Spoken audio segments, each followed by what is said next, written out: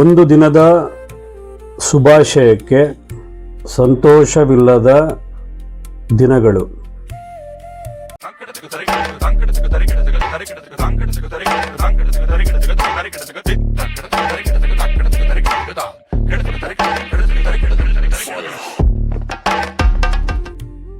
Real life ವೇದಿಕೆಗೆ ಸ್ವಾಗತ.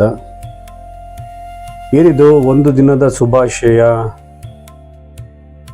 ಬೇರೆ ದಿನ ಎಲ್ಲ ದುಃಖ ಯಾಕೆ? ಈ ವಿಷಯ ಯಾಕೆ ಮಾತಾಡ್ತಾ ಇದ್ದೀನಿ? ಹಬ್ಬ, ಹುಟ್ಟಿದ ಆ್ಯನಿವರ್ಸರಿಗಳು, ಅಂಗಡಿ ಸಮಾರಂಭ, ಗೃಹ ಪ್ರವೇಶ, ಹೀಗೆ ಹಲವಾರು ಕಾರ್ಯಕ್ರಮಗಳನ್ನ ಮಾಡಿರ್ತೀರ. ತುಂಬ ಖುಷಿಯಾಗಿ ಆ ಪರ್ಟಿಕ್ಯುಲರ್ ಡೇ, ನಿಗದಿತ ದಿನದಲ್ಲಿ ಸಂತೋಷವಾಗಿ ಎಲ್ಲರನ್ನೂ ಕರೆ ಮಾಡಿರ್ತೀರ, ಬಂದಿರ್ತಾರೆ, ವಿಶ್ ಮಾಡಿರ್ತಾರೆ, ಖುಷಿಯಾಗಿ ಊಟ ಮಾಡ್ಕೊಂಡು ಹೋಗಿರ್ತಾರೆ. ಈ ರೀತಿ ಬೇರೆ ಬೇರೆ ಫಂಕ್ಷನ್ಗಳು, ಬೇರೆ ಬೇರೆ ಕಾರ್ಯಕ್ರಮಗಳಲ್ಲಿ ಮುಗಿದ ನಂತರ ದಿನ ಪೂರ್ತಿ ನೋವಿರುತ್ತೆ, ದಿನ ಪೂರ್ತಿ ಮನಸ್ತಾಪಗಳಿರುತ್ತೆ, ಏನೋ ಒಂದು ಜಗಳ ಆಗ್ತಿರುತ್ತೆ, ಅಥವಾ ನೆಮ್ಮದಿನೇ ಇರೋದಿಲ್ಲ. ಯಾಕೆ? ಗೃಹ ಪ್ರವೇಶಕ್ಕೆ ನಾನು ಕರೆದಿದ್ದೆ, ಯಾರೋ ನಮಗೆ ಆಗದಿರೋರು ಬಂದಿದ್ರು, ಅವರು ದೃಷ್ಟಿ ಸರಿ ಇರಲಿಲ್ಲ, ಅದಕ್ಕೆ ಈ ಥರ ಆಗ್ತಿದೆ.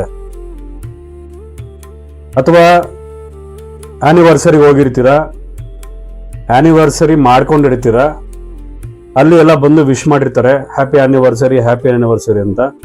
ಫಂಕ್ಷನ್ ಎಲ್ಲ ಮುಗಿದ ಮೇಲೆ ಅವತ್ತೊಂದಿನ ಖುಷಿಯಾಗಿರ್ತಾರೆ, ನೆಕ್ಸ್ಟ್ ಡೇ ಇಂದ ಸ್ಟಾರ್ಟ್ ಆಗುತ್ತೆ ಜಗಳ. ಕಾರಣ ಏನೋ ಫಂಕ್ಷನ್ಗೆ ಯಾರೋ ಬಂದಿರೋ ದೃಶ್ಯ ಆಗಿದೆ, ಅಥವಾ ಯಾರೋ ಏನೋ ನಮ್ಗೆ ಆಗದಿರೋ ಏನೋ ಮಾಡಿಬಿಟ್ಟಿದ್ದಾರೆ, ಹಾಗಾಗಿ ಈ ಥರ ಎಲ್ಲ ಆಗ್ತಿದೆ.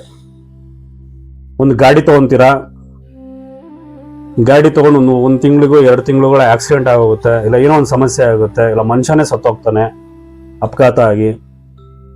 ಈ ರೀತಿ ಒಂದು ದಿನದ ಸಂತೋಷಕ್ಕೆ ವರ್ಷ ಪೂರ್ತಿ ದುಃಖ, ಸೂತಕ, ಈ ರೀತಿ ನಿಮ್ಮ ಜೀವನದ ಅನುಭವಗಳಲ್ಲಿ ಸಾಕಷ್ಟು ಪ್ರಶ್ನೆಗಳನ್ನ ಉತ್ತರನ ಹುಡುಕೊಳ್ಳದೆ ಸಮಸ್ಯೆಗಳಲ್ಲೇ ಸಿಗಾಕೊಂಡಿದ್ದೀರಾ ನೀವು. ಇದೆಲ್ಲ ಯಾಕೆ ಆಗ್ತಾ ಇದೆ ನಿಮ್ಮ ಸುತ್ತಮುತ್ತ? ಇದಕ್ಕೆಲ್ಲ ಕಾರಣಗಳೇನು? ನೀವು ಇದನ್ನೆಲ್ಲ ಅನುಭವ ಪಟ್ಟಾದ ಮೇಲೆ ಪರಿಹಾರ, ಸೊಲ್ಯೂಷನ್ ಏನೇನು ಮಾಡಿದ್ರಿ? ಪರಿಹಾರ ಆಗಿದೆಯಾ? ನೆಮ್ಮದಿ ಸಿಕ್ಕಿದೆಯಾ? ಒಂದು ದಿನ ವಿಶ್ ಮಾಡಿದ ಶುಭಾಶಯಗಳು ಪ್ರತಿದಿನನೂ ಸಂತೋಷವಾಗಿದ್ದೀರಾ? ಇದಕ್ಕೆಲ್ಲ ಉತ್ತರ ಬೇಕಲ್ವಾ? ಉತ್ತರ ಇದೆಯಾ?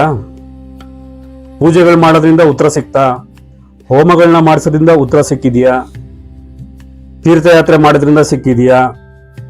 ಅಥವಾ ಯಾವುದೋ ಒಂದು ಉಂಗುರಗಳನ್ನ ಹಾಕೊಂಡಿದ್ದಕ್ಕೆ ಸಿಕ್ಕಿದೆಯಾ? ಬ್ರಾಸ್ಲೆಟ್ ಹಾಕೊಂಡಿದ್ದಕ್ಕೆ ಸಿಕ್ಕಿದೆಯಾ? ತಾಯ್ತ ಹಾಕೊಂಡಿದ್ದೀರಾ, ಸಿಕ್ಕಿದೆಯಾ? ಈ ರೀತಿ ಗೊಂದಲದ ಪರಿಹಾರಗಳನ್ನ ಮಾಡಿಕೊಂಡು ಯಾವುದೇ ಪರಿಹಾರ ಸಿಕ್ಕದೆ ಭ್ರಮೆಯಲ್ಲಿ ನನಗೆ ಸಿಕ್ಕಾಪಟ್ಟೆ ಹಿಂಸೆ ಆಗ್ತಾ ಇದೆ, ಕಷ್ಟ ಆಗ್ತಾ ಇದೆ, ಜೀವನ ಏನಪ್ಪಾ ಅನ್ನೋ ರೀತಿಲಿ ಯಾರು ಒದ್ದಾಡ್ತಾ ಇದ್ರೆ ನಿಮ್ಮ ಸುತ್ತಮುತ್ತ ಆಗ್ಬೋದು, ನೀವಾಗ್ಬೋದು. ರಿಯಲ್ ಲೈಫ್ ವೇದಿಕೆಯಲ್ಲಿ ಇಂಥ ಜನರಿಗೆ ಶಾಶ್ವತವಾದ ಸತ್ಕರ್ಮಗಳ ಕರ್ಮ ಸಿದ್ಧಾಂತದ ಪರಿಹಾರವನ್ನ ನೀಡಲಾಗುತ್ತೆ.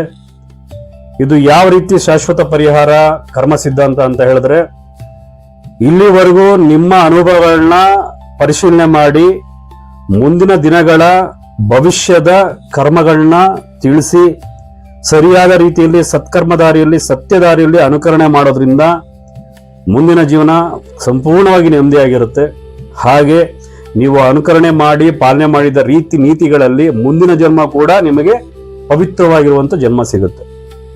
ಈ ರೀತಿಯಾಗಿರುವಂತ ಪ್ರಕೃತಿಯಲ್ಲಿ ನಿಗೂಢವಾಗಿರುವಂತ ಕರ್ಮ ಸಿದ್ಧಾಂತವನ್ನ ಸರಿಯಾದ ರೀತಿಯಲ್ಲಿ ನೀವು ಪಡ್ಕೊಳ್ಬೇಕು, ಮಾರ್ಗದರ್ಶನ ಅವಶ್ಯಕತೆ ಇದೆ ಅನ್ನೋರು ಈ ವಿಡಿಯೋ ಕೆಳಗಡೆ ಬರ್ತಾ ಇರೋಂಥ ಕಾಂಟ್ಯಾಕ್ಟ್ ನಂಬರ್ಗೆ ಕಾಲ್ ಮಾಡಿ ಅಥವಾ ನಿಮ್ಮ ಸಮಸ್ಯೆಗಳನ್ನ ಡ್ರಾಪ್ ಮಾಡಿ ಅಂತ ಹೇಳಿ ನನ್ನ ಮೂಲ ಗುರುಗಳು, ಆಧ್ಯಾತ್ಮ ಗುರುಗಳಿಗೆ ನಮಸ್ಕಾರ ಮಾಡ್ತಾ ಇಂದಿನ ಸಂಚಿಕೆಯನ್ನ ಮುಗಿಸ್ತಾ ಇದ್ದೀನಿ. ಧನ್ಯವಾದಗಳು.